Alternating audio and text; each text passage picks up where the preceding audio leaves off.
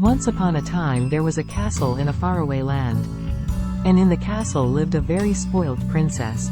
The princess got absolutely everything she ever wanted. A golden-maned pony, a candy cane bicycle, and even a diamond-covered dress, which she never even wore. One morning, the princess woke up with a greedy look in her eye. "I want a golden ball, Daddy," she said. "Of course, Sugar Lump," said the king, "anything for you." The king called his head goldsman and said, "Melt down our finest golden statue to make this ball immediately." "Yes, your kingship," said the head goldsman. Soon he came back with a magnificent, shining golden ball for the princess. The princess snatched the golden ball and rushed outside to the garden. But she tripped over. The golden ball flew out of her hands, high up into the air. Then it came down and landed with a big splosh right in the middle of the garden pond.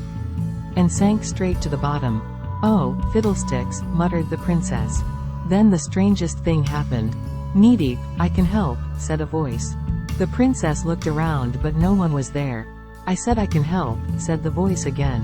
The princess looked down to see a little green frog smiling and waving up at her. "There's no such thing as a talking frog," she thought to herself. "Knee-deep," said the frog. "Oh, you can talk, after all," said the princess. "Yeah, course I can talk. Now, do you want your ball back or not?" "Yes, I do," said the princess. "Okay, then," said the frog, "but there's one condition, knee-deep." "And what's that?" replied the princess. "If I get your ball, you must promise to give me a kiss in return," said the frog. "Kiss a frog," snorted the princess. "Www. That is disgusting. You're all green and slimy and yucky and horrible. Never in a million years would I kiss you. No way. Suit yourself," replied the frog, knee-deep. And he hopped back onto his lily pad in the middle of the pond.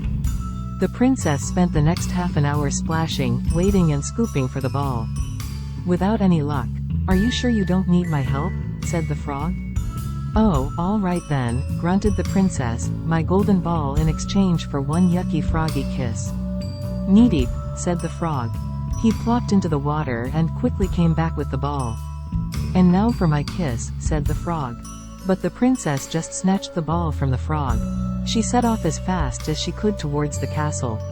But there was something the princess didn't know. You see, the king had been out walking in the garden and he had seen and heard everything. "And where do you think you're going, young lady?" said the king. "Daddy," replied the princess. "It looks like you've promised this frog a kiss. And we should always keep our promises. So, oh, but Daddy, he's so slimy and green and yucky looking," she said. "A promise is a promise," said the king. So, the princess went back to the pond. There was the frog, sitting on his lily pad. He had a big smile on his face. He hopped over to her. She huffed and puffed and held her breath. Then she said, "Ew." But finally, the princess bent down and gave the frog a wet, squelchy kiss on the lips. Suddenly there was a loud bang. When the smoke cleared, the princess was amazed to see an exceedingly dazzling prince. "Golly gumdrops," said the princess, "I wasn't expecting that to happen." The prince smiled and told her that a wicked witch had turned him into a frog many years ago. And the only way to break the froggy spell was a kiss on the lips from a true princess. "Oh, Prince," said the princess, "I'm sorry for being so horrible to you and saying ew. I had no idea you were a prince." "My darling," said the king, "it doesn't make any difference if he is a prince or a frog, or a spider for that matter. You should treat everyone as you would like to be treated." And that is where this froggy fairy tale ends.